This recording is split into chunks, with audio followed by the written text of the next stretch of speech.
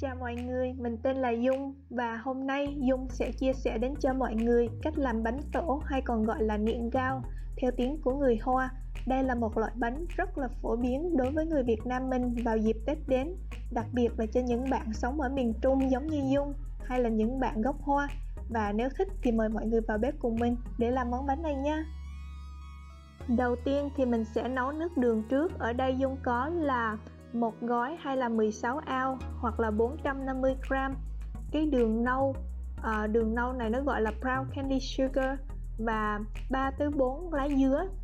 Lá dứa đông lạnh Dung đã rửa sạch và bó lại, và những cái miếng gừng đã được đập dập giống như thế này khoảng 50 gram và 600 ml nước. Và Dung sẽ cho tất cả vào nồi và sẽ đem lên bếp và mình sẽ đun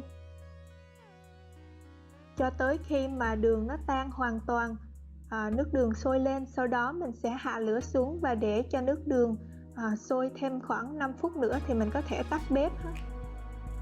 Và sau khi xong thì mình sẽ rây cái hỗn hợp này qua một cái rây, và sau đó mình sẽ để nước đường này nó nguội thật là nguội trước khi mà mình làm bánh.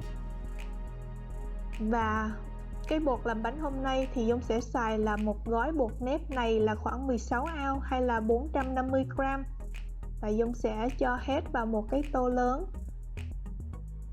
Có rất là nhiều cách để làm cái bánh tổ.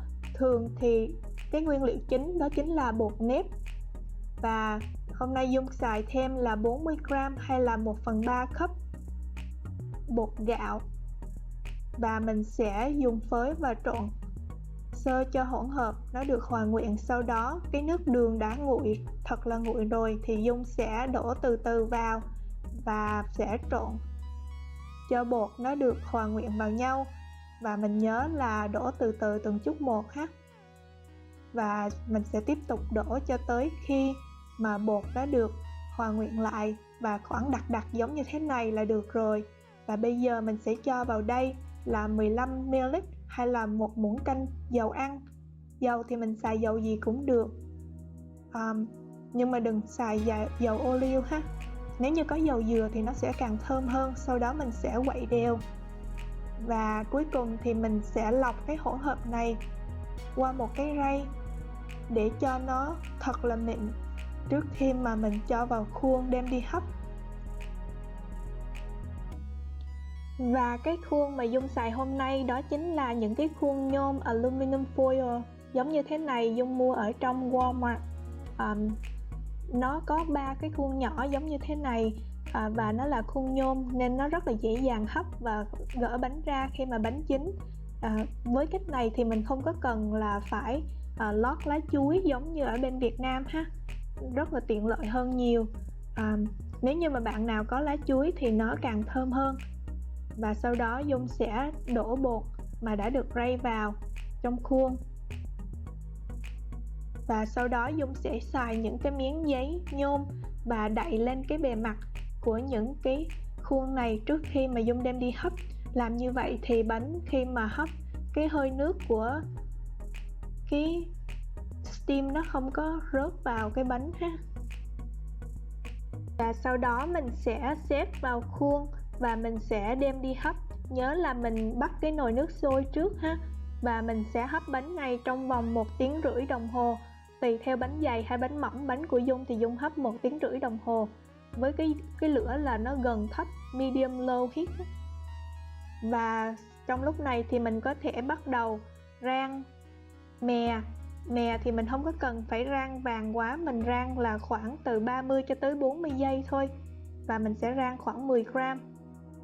Và sau khi mà chín xong thì mình sẽ gỡ giấy ra và nhanh chóng cho cái mè lên bề mặt.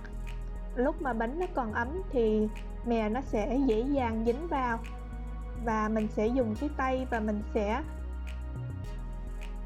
nhấn xuống cho nó dính vào, nó không có bị rớt ra ngoài ha. Và cái này thì nếu như mà bạn nào thích, theo cái người Hoa thì người ta thích trang trí cái kỷ tử hay là những cái trái táo tàu khô ở trên bề mặt, nhìn rất là đẹp mắt. Đó, như vậy là xong rồi cái bánh tổ của mình. Mình có thể ăn giống như thế này. Thường thì mình để qua ngày thì nó sẽ ngon hơn. Và mình thì người miền Trung mình rất là thích cái kiểu mà chiên. Thì để làm cho bánh tổ chiên thì mình nhớ bỏ vào tủ lạnh. Dung bỏ cái bánh này vào tủ lạnh để cho nó cứng cáp một xíu. Thì khi mình cắt ra chiên nó sẽ dễ dàng hơn. Và mình sẽ dùng cái spatula và mình lấy bánh ra như thế này rất là dễ dàng. Sau đó mình sẽ dùng dao và cắt thành những cái lát vừa ăn để chiên. Hôm nay thì Dung sẽ chiên bằng nồi chiên không dầu. Tại bên này thì ai cũng cử dầu mỡ hết. Nhưng mà thật sự mà nói thì bánh tổ chiên bằng dầu thì ăn là ngon nhất. Nhưng mà đối với những bạn mà đang cử dầu mỡ giống như Dung thì Dung sẽ chiên bằng nồi chiên không dầu.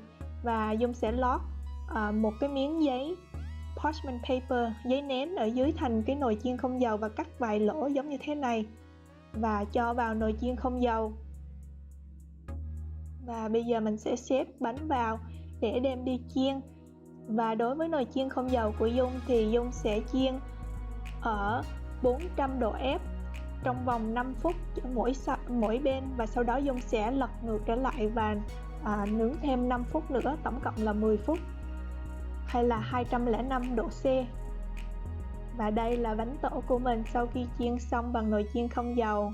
Wow, nó phồng lên giống như thế này, nhớ là để nguội nha trước khi mà mình lấy ra.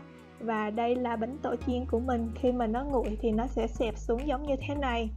Wow, nhìn quá là hấp dẫn luôn, rất là thơm. Và bây giờ những cái khuôn mà mình hấp giống như thế này, khi mà mình Dung mua khuôn thì nó có chung với những cái nắp. Bây giờ Dung sẽ đậy lại giống như thế này thì rất là tiện để mình đem đi tặng cho bạn bè hay là người thân. Đó, như vậy đó. Và đối với những cái bánh tổ chiên, wow, nhìn quá là hấp dẫn. Bây giờ Dung sẽ thử thôi. Bánh rất là thơm, mềm và dẻo. Tại mình có xài gừng với mè đó. Người Hoa thì người ta không có xài gừng với lại mè. Đó. Chúc mọi người thành công với công thức này của mình. Và chúc mọi người có một năm mới bình an, nhiều sức khỏe. Và đừng quên là đăng ký và subscribe cho channel của mình. Cảm ơn mọi người.